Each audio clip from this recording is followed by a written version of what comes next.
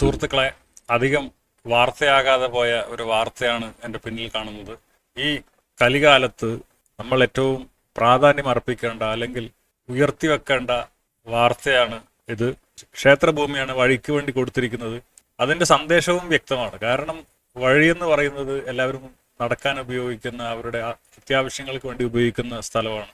അതിനാണ് നമ്മൾ മറ്റുള്ളതിനേക്കാൾ പ്രാധാന്യം കൽപ്പിക്കേണ്ടത്. വഴി മനുഷ്യരെ ഒരുമിപ്പിക്കുന്ന സ്ഥലമാണ്, മനുഷ്യർക്ക് ഉപകാരമുള്ള സ്ഥലമാണ്. അത് നാഷണൽ ഹൈവേ ആയാലും പഞ്ചായത്ത് റോഡായാലും ഒക്കെ.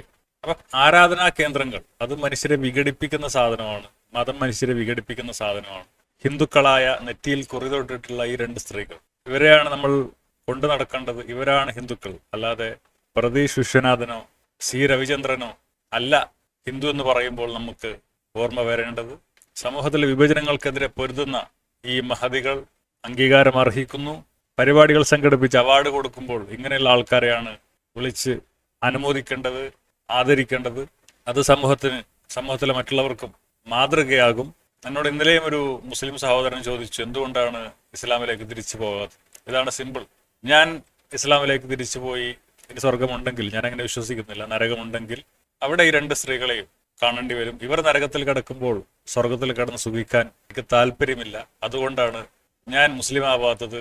ഈ രണ്ട് സ്ത്രീകളോടൊപ്പം നരകത്തിൽ കിടക്കാനാണ് എനിക്ക് താല്പര്യം.